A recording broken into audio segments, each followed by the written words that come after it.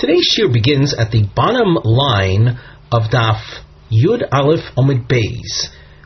During our last shiur, we opened the sugya with a question that involved one who formulates a vow and compares the item that he might be interested in prohibiting to something that was made forbidden through sanctification, as is the standard case when you sanctify a korban and you compare something to it, so that item also becomes prohibited. However, we focused on a case of shlomim meat that was lying next to some permitted meat, and you said zeh kozeh. The shlomim meat, the sacrificial meat, was meat that had experienced the zrikas hadam, the sprinkling of the blood on the altar, which enables the meat to be eaten. By saying zeh kozeh, what is your intent? Is your intent to compare the new item, the permitted item, to the shlomim meat in its current at its current state, or at its pre-permitted state, the pre-sprinkling state? In simpler terms, using the Hebrew, be koroi komatfis o behetero komatfis. We continue with the Gemara. Before we go into the text itself, you see at the bottom of Yud Aleph Omid Beis, we have a mivneh heading opposite the area that corresponds to the end of the Gemara in the margin. Mivneh with a diamond that's featured. You can see we've written Nisyonos Livshot HaSheila. The Gemara will then present attempts to resolve the question, I Bosri Koroi Oi Soifo. Do we compare the chulin meat to the shlomim in its original state of prohibition, or besofo, or its end? Now, for those who are learning the Daf Yomi, learning the Daf Gemara with the Meforshim, you'll note, just by even scanning ahead with the markings, that a number of Tanaic sources are going to be presented to resolve this question. We pointed out already that this is a question that keeps the Gemara occupied till Daf Yud Gimel Omid Aleph. The Meforshim, and as we've pointed out already since the beginning of the Masechta, on the Daf alone you have 4 different Meforshim that deal basically with the Pshat in the Gemara, with the simple explanation: Rashi, Ran, Tosfos, and the Rosh. In many of these instances you will see opposite interpretations. This is a point that makes the learning of Maseches Nedarim a little bit more challenging than other Masechtas. The variety and varied approaches to offering explanations to the simple understanding of the Gemara. With all that in mind, we continue now. Omar Rava Tashma Noisar. The next word, there are those that don't include it in the Girsa, and there's good reason for excluding it. Nosar is meat of a korban that was not eaten within the time frame that is allocated for its consumption. And we have seen that if a person, we saw in our Mishnah, if a person uses this expression in the context of a vow, so the vow takes hold, and the result is Ozer. The Gemara continues at the top of Yud Beis Omid Aleph. V'ha noisar, and again we're skipping the next word. There are those that are not gores it. L'achar zrikas domim hu. What is nosar? Nosar is korban meat that was processed according to the law. The blood was sprinkled, but you simply didn't eat it on time. It was simply left beyond its time. It left over. Now, nosar is la'achar zrikas domim, and the Mishnah said that the vow takes hold. Now, here you have a Rashi explaining that, well, from here we see that a person is matbis in its current state, and you have the Ran concluding that you see from here that the person is mapis in its original state. Whichever way you're gores the Gemara, there is an attempt then to conclude the question from the issue of the nosar. According to the Rashi's pshat, after Zrikas Domim, so it reached, the meat had become mutter. So then why is it that the vow is taking hold? Why is the item compared to the nosar being prohibited? Because of its comparison to nosar, which right now, even though we're talking about a case of after Zrikas Domim, but right now it is forbidden to eat the nosar. Omar lei Rav Huna braid Rav Nosson. Rav Huna's response to this conclusion, or his rejection of the conclusion, is simply to say that the case of nosar that's featured is ben nosar shel oila. A korban ola is a korban that before the blood sprinkling and after the blood sprinkling, it is osir. There is no difference between the ikoro, the original status, and the current status. So that you can't conclude anything from the Mishnah's citation of nosar as resulting in an effective vow. Omar lei im kain lisni kibisar ola. Well, if that's the pshat in the Mishnah, that nosar is really a reference to nosar of ola, an ola korban that was simply left unburnt, which is the procedure that is appropriate for a korban ola. It's called a burnt offering, but it wasn't burnt on time. If that's the point of the Mishnah in referring to nosar, then the Mishnah should have said kibisar ola, that a person formulated his vow, saying that I want this item to be like bisar ola. Why did the Mishnah use the term nosar? Omar lei, so he answers lo mibaya komar. The Mishnah is in the lo mibaya fashion. And what do we mean by that? Lo mibaya bisar ola de also. I don't have to tell you. That's an obvious thing. And if you compare something to bisar ola, that the vow will take hold. Bekorban kamatvis. You're simply comparing something to a sacrifice, and that's the paradigm vow. Nosar, it's tericha. However, the case of nosar must be taught. Salka daito chabina, without the Mishnah telling me that nosar, a vow, using nosar as its frame of reference, I might have thought ke'isur nosar, ke'isur pigol, that the person is comparing the item that he wants to vow on to the Torah prohibition of eating nosar, or to the Torah prohibition of eating pigol.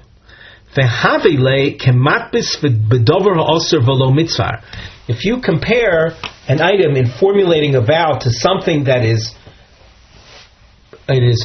prohibited a priori by the Torah, as opposed to something upon which you impose the restriction, something like that does not constitute the basis of a vow. Komash Malon, by the Mishnah teaching nosar, we're telling you that the person's intention isn't to compare the item upon which he is making the vow to the prohibition of nosar, but rather to sacrificial meat that became nosar. And sacrificial meat is something that is legitimate as serving as the basis of a vow. And hence the Mishnah rules that if you say kenosar, it's also the vow takes hold. Meisvei. We have a long point over here. Gemara cites a Tanaic source. Ezu Isar Ha'omur B'Torah. The Brisa here, this Tanaic source is let's say based on a pasuk that says Le'asar Isar B'Nafshay. So what is Isar? The word Isar is associated with the word prohibited, Ozer. So what is the Isar that the Torah is referring to? Rashi, toward the end of the narrow line, says, Ezu Isar Torah, Tichtiv L'chol Shvas Isar. I mistakenly referred to a different pasuk, but that's the pasuk that the Rashi quotes. And Rashi points out that from L'chol Shvas Isar, Demashma Shei Noder B'Dover Shenasar B'Kach. It implies that your neder has to be something that became Ozer. You are vowing, you're comparing something to another item that had become prohibited. So the Gemara continues. What is the intent of the Torah when it speaks about the Isar? Omar, a person says, Hareini shelo ochal basar v'shelo eshte yayin Kiyoim shemeis bo aviv, Kiyoim shemeis bo rabo, Kiyoim shenerag bo Gedalia ben Achikom, Kiyoim sheroisi Yerushalayim b'churbana. Person accepts as a vow not to eat meat nor to drink wine, as the day that his father died, or the day that his rabbi died, or the day that Gedalia died, or the day that he saw Jerusalem in ruins. V'omar Shmuel, v'hu shenoder ba'oso hayom. And Shmuel comments that in order for the vow to take hold, the person would have had to accept it upon himself a meat-eating prohibition on that particular day that he is referring to. So if we keep to the first example, Kiyom Shebeis Bo Aviv, that on the day that his father died, he had accepted upon himself as a vow not to eat meat that day. And now, at some point in time later, he is saying that he is not going to eat meat like on the day that his father died. Hey Chidami, what are the details, the circumstances? Lav Kegoin, is it not so? Dekoi Bechad B'Shabbat, the Misbeh Avua, he's standing on a Sunday, which happens to be the same day of the week that his father died. And that was however, his father died some time ago. V'afagav de'ika tuva chad b'shabo dehetera. And there were many chad b'shabo means Sundays of non-eat meeting prohibition of heter. V'kotoni oser. And the source says that when a person says, I want today to be like the day that father died, the vow takes hold. Shma mina be'ikar hu matpis. This shows us that when he's making reference to something that has, let's say, a time element to it, he's referring to the early time, that first Sunday. So that at this point then, we would have a resolution to the question. Our question had been, does he matpis b'de'ikar, or does he matpis b'dehashta? Here we see that he's matpis k'be'ikar. The Gemara now is doche. It rejects this method of conclusion. Dishmuel hochi itmar. As far as Shmuel's interpretation of the source, it rather is thusly. Omar Shmuel, and that's why we've noted this as Beis, the second version of Shmuel.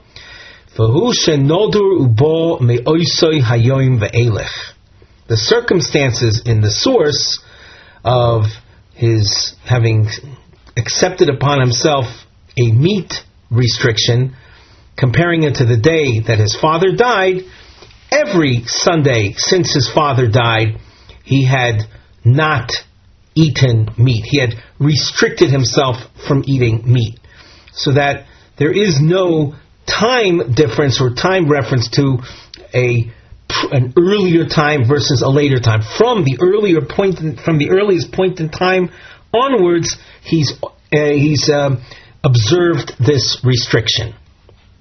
Omer Avina Tashma. We continue with our third attempt to resolve the question concerning the Basar Shlomim, and he's saying Zeh Kozeh Kechalas Aaron Uketrumasai Mutter. If a person compares something to the challah tithe, the challah tithe is a tithe removed from one's dough.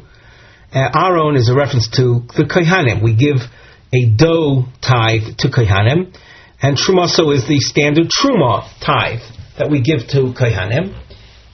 Comparing an item to them, those are not things that are prohibited through vow. So mutter, the vow, does not take hold. However, we infer, we are medayik, ha ketrumas lachmei toida Ozer. However, if a person compares an item to the tithe separated from the loaves that are brought with a thanks offering, toda is a korban toda, along with the sheep that one brings as a korban toda, he brings 40 loaves. From the 40 loaves, which are broken down into 4 groups of 10, 4 different types of baked items that constitute the korban toda bread aspect. 10%, that's 4 of the 40 loaves, are separated and given to the Kohen. So we infer from the source that we read that if you compared something to the Trumas Lachmei Toda Ozer, that vow would be binding. V'ha Trumas Lachmei Toda li'achar zrikas domim hi. We've continued at the top of Yud Beis Amud Beis. The point in time where a person separates the tithe of the Lachmei Toda, that's after the blood of the sheep animal sacrifice, animal aspect of the Toda sacrifice was already sprinkled. So you're dealing with something that is after the Zrikas Domim, and yet the vow takes hold. As far as how to interpret this, there's quite a bit of commentary activity. Rashi has 2 opposite approaches. The Ran has an approach that is similar to the second interpretation you found in the Rashi. And from here, the fact that the neder, that the vow takes hold, is indicative of his comparing the item to the sacrifice in its original state.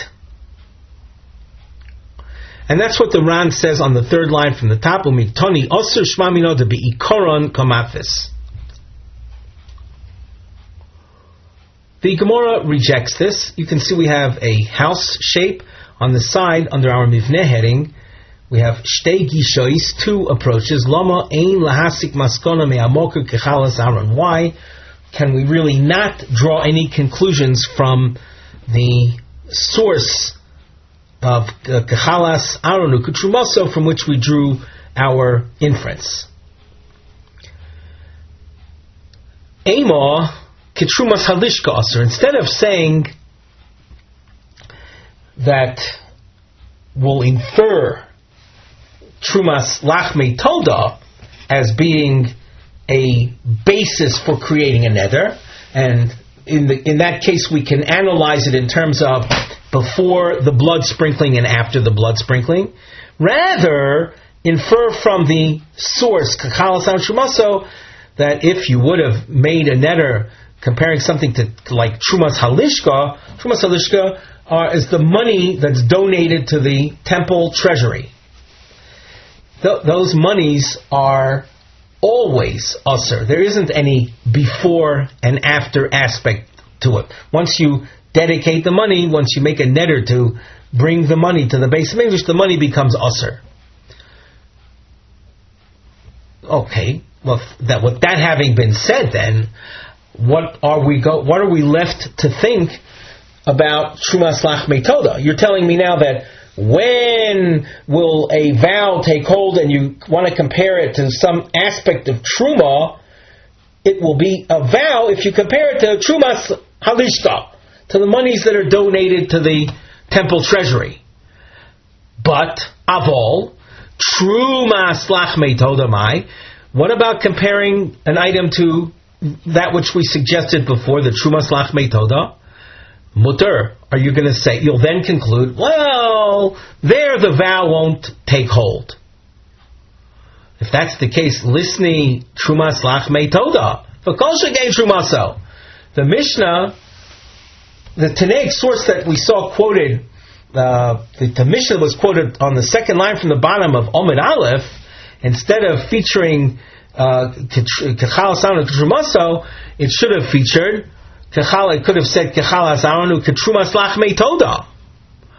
The vow would be mutter, and all the more so if you had compared an item to standard crop truma tithes. Now you'll ask, why is that all the more so that such a vow wouldn't take hold? So Rashi explains, mind you, Trumas Lachmei Toda, that has a root in the realm of Nedarim, of vows where you impose the prohibition on it. And yet, the vow doesn't take hold because B'dahashto Kamatis, because you're looking at it as it is right now in its post Zrikas Dam Mutter state. Truma of tithes, that's not even something that's considered a Davar HaNoder to begin with. It's even less capable of being the basis of a vow formulation. So why did the source bother teaching about the ineffectiveness of a vow when you compare it to crop tithes? The Gemara continues, Hakomash Malon, Trumas Lachmei Toda, Trumaso He. In other words, everything we said till now is correct. When the source mentioned Ketrumaso, it's including in that the Trumas Lachmei Toda as being something that that could not serve as the basis for a vow. V'i boyasema Trumas Lachmei Toda nami koidem zrikas domim hu. Another approach is that even within the case of the Trumas Lachmei Toda, we're not dealing with we'll say a before and after situation, before Zrikas Dam and after Zrikas Dam, because the Trumas Lachmei Toda, according to the Iboyasem, according to the second approach, is a reference to Trumas Lachmei Toda that was tithed, that was separated before the blood of the actual korban was sprinkled. And as a result of that, it's not something that has that we have a choice in. Are we comparing it to before the Zrikas Hadam or after the Zrikas Hadam? Because the very basic Trumas Lachmei Toda, according to this approach, was Trumas Lachmei Toda that was separated before the korban's blood was sprinkled. The Ran elaborates on this a bit more. On the upper part of the narrow lines, you see Trumas Lachmei Toda nami lefnei zrikas domim. Klomar, the mishkachas law, you can actually have a case shenisremu that the 10% of the total loaves were separated before koidem zrikas domim. Mishumachi lo psiko le'lemisni ketrumas lachmei toda, and therefore it didn't want to teach the case of Trumas Lachmei Toda. The Iko Gavno, the Mitzar, Kishe Nisremu Koidem Zrikas Domim. Because there is a case that the Trumas Lachmei Toda themselves would be prohibited as would be the case if they were tithed before the blood of the basic korban was sprinkled. The basic korban was the sheep that constitutes the korban toida. Now, how is it that you would have the trumas lachmei toda separated so early, even before this rikas domim? Kagoin dafreshinu belisha. An example of that would be where he separated it while it was still in its dough state.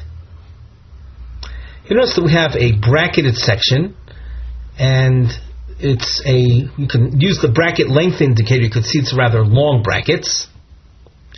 On the side we have a starred note that reads, Hasagram einon l'shem dilug. These brackets are not really for skipping purposes. Elo laharos she'ikra tshuva staimo, that the basic response ended.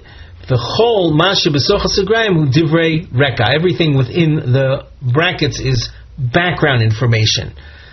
And it's divrei reka lahafrosha belisha, to explain or elaborate on this point of tithing while still in its dough state, not after it's been baked into 40 loaves. Ube'etzem ma'avenekuda arukan. Basically, we have a long point that ahead of us in the brackets. V'chiha, we continue in the Gemara. V'chiha, the Omer of Tuvi bar Kisna mar Shmuel, lachmei toida she'ofon ba'arba chalois.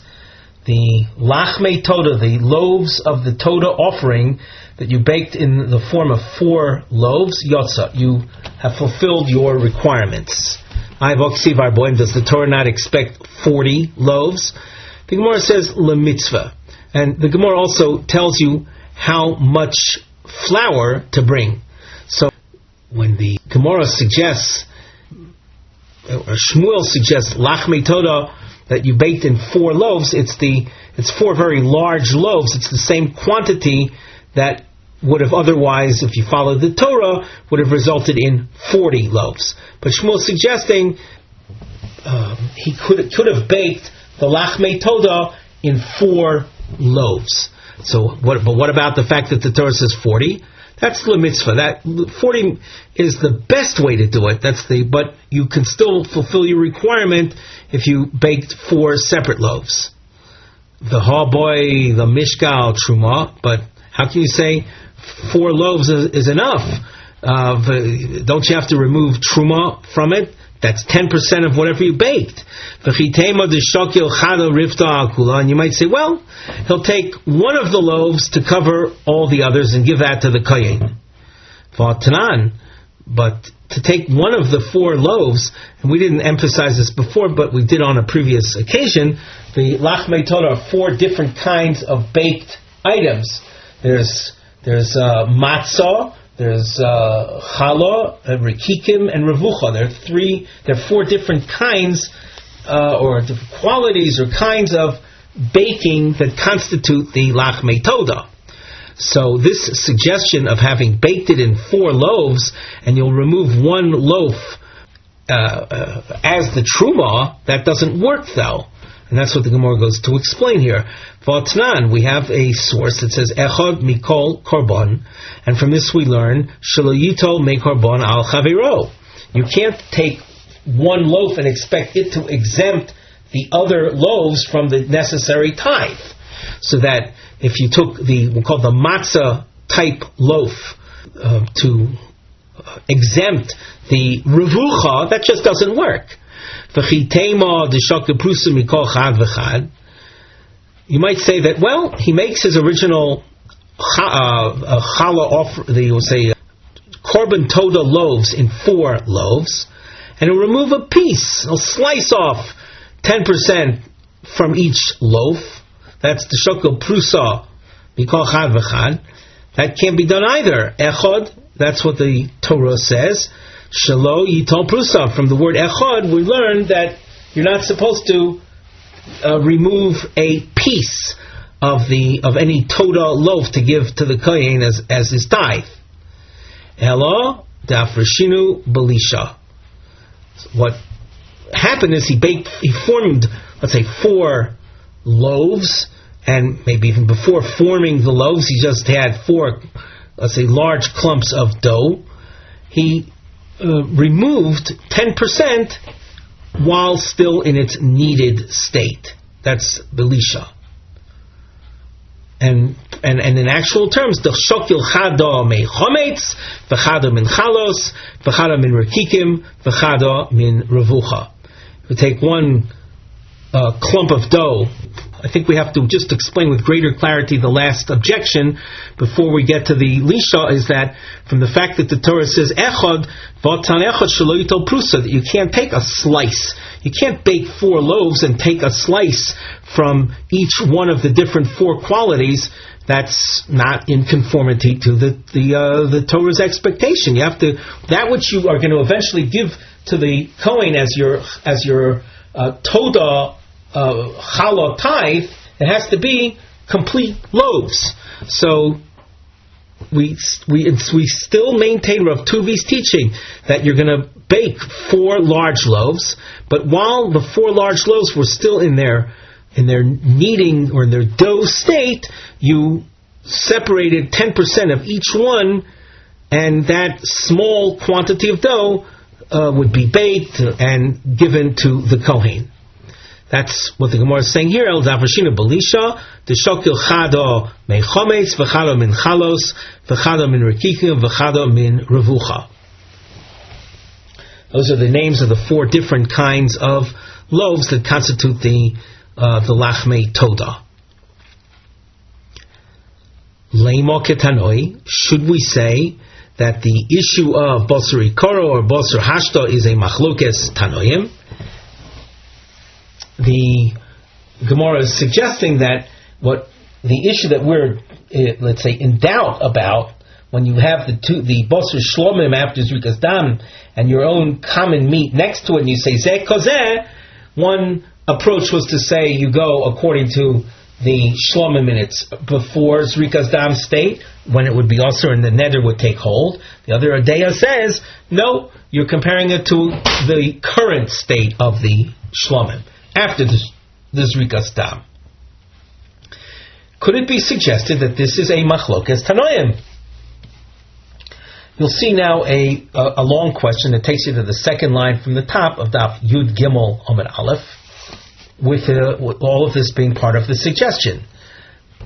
The source says, Harei olai kebechor. I accept upon myself some item to be like a bechor. Bechor is a reference to a firstborn kosher variety animal that when it is born, one is to give it to a Kohen. And in the time of the Beis Mikdash, it would be brought as a sacrifice. So a person says, I am accepting something upon myself to be like Bechor. Rabbi Yaakov Ozer, Rabbi Yehuda Matir. Rabbi Yaakov says the vow takes hold, and Rabbi Yehuda says it doesn't. What are the circumstances? If he's saying that I want to accept upon myself this item like Bechor before its blood is sprinkled. If that's what the Tanaic source was talking about, then my taimo demand shori. What would be the explanation for Rav Yehuda, who says that the neder doesn't take hold? If you're comparing it to a sacrifice before the blood sprinkling, well, it's clearly being compared to something that's Ozer. If you're comparing the item that you want to impose upon it a vow restriction you're comparing it to the Bechor after the blood is sprinkled, so my time of demand osar. Why would anyone say that the neder takes hold? So that's not the case. That's not what this source is talking about. Namely, Harei olai kebechor lifnei zrikas domim. Ela lav. I don't think I explained with full clarity, just the second to last line, that means, and if he would say, I'm accepting upon myself that this loaf should be like Bechor, and he spells out Bechor after the blood is sprinkled. So why would someone say that the neder takes hold after the blood is sprinkled? So the Kohen is entitled to eat the Bechor. So Elolav, it must be the mochis. We're at the top of Yud Gimel Amud Aleph. The mochis besar bechor kamei. There is lying next to him some bechor meat. Umochis besar deheich gabei, and some common meat is also lying there. And the bechor meat that's lying there is bechor, firstborn male animal meat after the zrikas adam. And the Omar Zeh Kazeh. And the vow taker says, the vow maker says, I want this to be like that. And what do we see when you do that? V'tanoihi, it turns out to be a machlokas tanoim. Lo, the kuli almo lifnei zrikas domim. The case really is harei olai kibachor. I'm accepting a vow of a restriction, comparing some item, some meat to the bechor before the blood is sprinkled. Well, my time of demand is shori. If you compare it to before the time the blood is sprinkled, no one can participate in such a korban. So why would someone say that the neder doesn't take hold? Omar kro hidor ad shiyodur bedavar hanodur lafuke bechor dedavar haoserhu. When you make a vow, you have to compare the item of the vow, the subject of the vow, to something that you made Ozer through a vow. Bechor is not something that you made Ozer through a vow. A Bechor is born as a firstborn. It's born as a prohibited item. Uman the Ozer, Omar Kro, and he who says that it's a good vow, the Pasuk says, Lashem, the rabbis, Davar HaOzer. According to this approach, even comparing the item to something that is a priori Ozer, namely without your having made it Ozer, nevertheless it does serve as a model or a basis for a vow. Uman deshori lashem ayovidle, and the opinion that says that by comparing something to a bechor, the vow would be mutter. Shori means it's mutter, it doesn't take hold. So what does he do with the lashem that we just darshaned? Answer, miboyale lematbis b'chatas vashem. He needs that to tell me if I make a vow and using a sin offering or guilt offering as my model, it's an effective vow. What is it that motivated you to include a chatas and oshem, even though those are not standard sacrifices in the sense that there are sacrifices that don't come voluntarily, but nevertheless you're saying if you paralleled your vow item to a chatas and oshem, it takes hold. And lahotzi as a bechor, why is it that you feel to exclude the bechor as serving as a model or the basis of a vow? The Gemara answers, Marbani chatas v'osham, I'm willing to include chatas v'osham as being able to serve as the basis of a vow, shehu matbis beneder. When you made the sin offering into a sin offering, how did you make it into a sin offering? By designating it. It was a mutter animal that you now designated, making it osir, making it into a sacrifice. So the chatas and osham are examples of something that could serve as the basis of a vow insofar as it's something you made osir. However, I will exclude the bechor, which is something that you didn't make osir at all. It's Chodosh, it's sanctified from the mother animal's womb. It's its firstborn. Uman the Osar, and according to the opinion that says that comparing it to the Bechor does take hold, Bechor nami matpisa benederhu. Believe it or not, he will tell you that Bechor is something also that became Osir, so to speak, not literally, but it is something that also you impose an isser on. What do we mean by that? Did we not say it's sanctified from birth? What does it mean that you imposed a sanctity to it? The Sanya Mishum Rebbe Omru. Where do we know that if a firstborn animal is born amongst your possessions, that you have to that it's a mitzvah, it's a proper thing to sanctify it as a bechor. Shnemar hazachor takdish. So, therefore, in the Tanaic source that we saw earlier, if a person says Harei ze alai kebechor lefnei zrikas domim, I am comparing the item of the vow to something that itself I imposed upon it sanctity. Uman deshari, and according to the opinion that says that comparing it to the bechor is ineffective, the vow does not take hold.